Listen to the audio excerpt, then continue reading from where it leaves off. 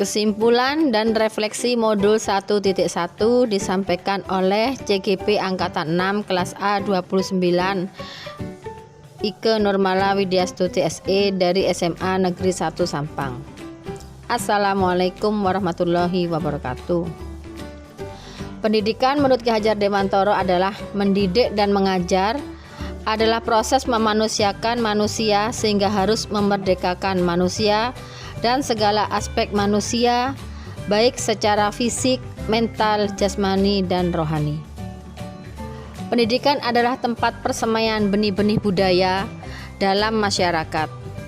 Dalam hal ini KHD memiliki keyakinan bahwa untuk menciptakan manusia Indonesia yang beradab, maka pendidikan menjadi salah satu kunci utama untuk mencapainya. Pendidikan dapat menjadi ruang berlatih dan tumbuhnya nilai-nilai kemanusiaan yang dapat diteruskan atau diwariskan. Maksud pengajaran dan pendidikan yang berguna untuk peri kehidupan bersama ialah memerdekakan manusia sebagai bagian dari persatuan. Manusia merdeka adalah manusia yang lahir atau batin tidak tergantung pada orang lain, akan tetapi bersandar atas kekuatan diri. Pendidikan menciptakan ruang bagi murid untuk bertumbuh secara utuh agar mampu memuliakan dirinya dan orang lain. Konsep pendidikan menurut Ki Hajar Dewantara didasarkan pada asas kemerdekaan, memiliki arti bahwa manusia diberi kebebasan dari Tuhan Yang Maha Esa untuk mengatur kehidupannya dengan tetap sejalan dengan aturan yang ada di masyarakat. Selanjutnya itu potret pendidikan Indonesia sejak zaman kolonial hingga kini. Pendidikan itu mutlak harus diberikan kepada anak usia 7 sampai 12 tahun dan tidak ada perbedaan porsi pendidikan yang harus mereka terima. Jika dikaitkan dengan zaman sekarang, apakah ada porsi pembeda pendidikan dibandingkan dengan zaman kolonial dulu? Jawabnya adalah tidak ada. Cermati lebih jauh, sudahkah di setiap penjuru bumi Indonesia sudah memiliki fasilitas sarana prasarana yang sama? Ini yang harus kita cermati. Setidaknya ada beberapa faktor yang membuat mutu pendidikan di Indonesia masih rendah. Tidak perlu dulu melihat bagaimana kualitas pendidikan atau hasilnya. Lihat dulu sistem di pedesaan. Misalnya beberapa anak sekolah. Jangan salahkan anak. Lihat berapa guru yang memadai. Apakah jumlah guru sudah cukup? Bahkan mutu guru di daerah pedesaan dinilai masih kurang memadai dari jumlah murid yang ada. Filosofi berikutnya adalah ing ngarsa sung tulodo, ing matya mangun karso dan tutwuri handayani. Ing ngarsa sung tulodo berarti bahwa jika pendidikan ada di depan, maka berikan contoh yang baik kepada murid-muridnya. Ing matya mangun karso berarti bahwa jika pendidikan berada di tengah siswanya, biarkan dia dapat mendorong keinginan mereka atau akan membangkitkan keinginan mereka untuk mengambil inisiatif yang bertindak. Tutwuri handayani dari bahasa Jawa. Tutwuri berarti mengikuti dari belakang, dan handayani berarti mendorong, memotivasi atau mengangkat. Karakter kearifan lokal masyarakat Madura yang sesuai dengan konteks KHD adalah 1. Tengkah, yang berarti budi pekerti atau tingkah laku yang baik. 2. Ondege besah, penggunaan bahasa yang benar kepada orang yang lebih tua, teman, dan lebih muda. Bupak bebuh guru rato, ada golongan yang wajib dihormati dan dijunjung tinggi dalam kehidupan keseharian masyarakat Madura.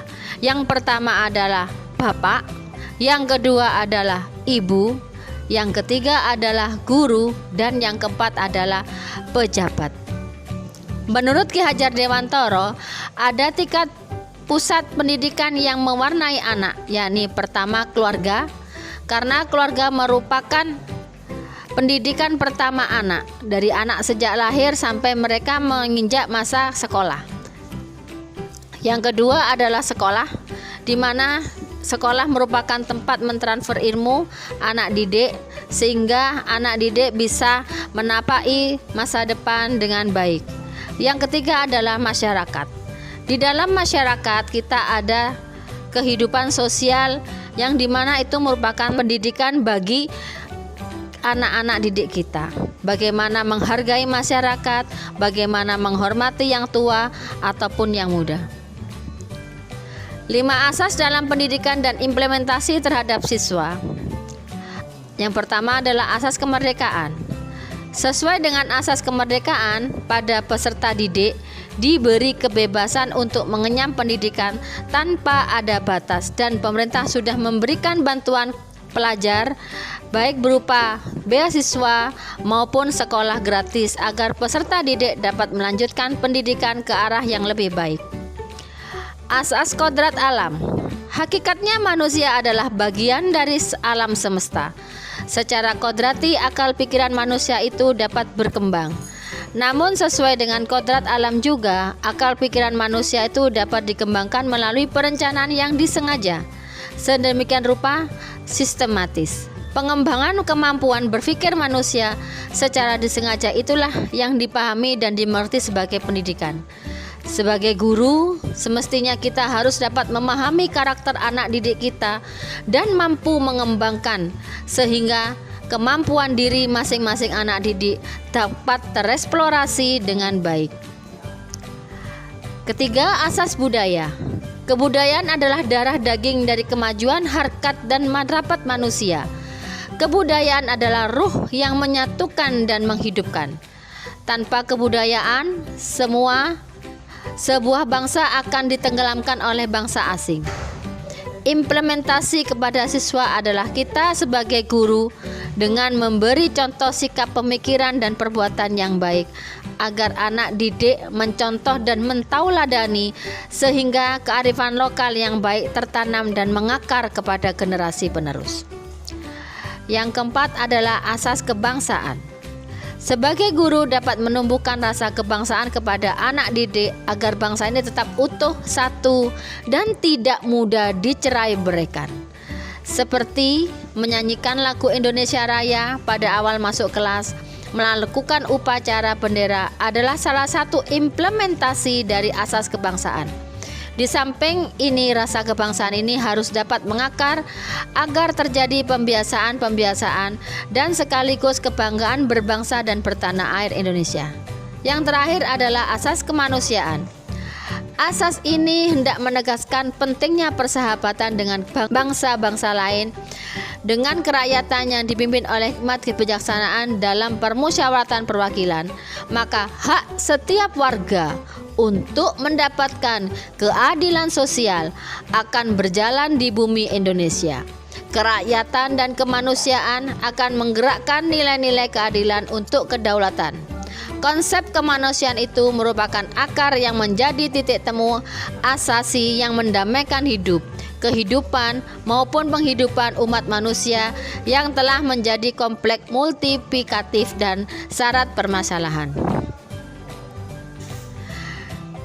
Terakhir dari saya sebagai calon guru penggerak adalah yang akan saya terapkan kepada anak didik, memberikan perhatian dan kepedulian kepada anak didik dan menjadikan orang tua kedua mereka.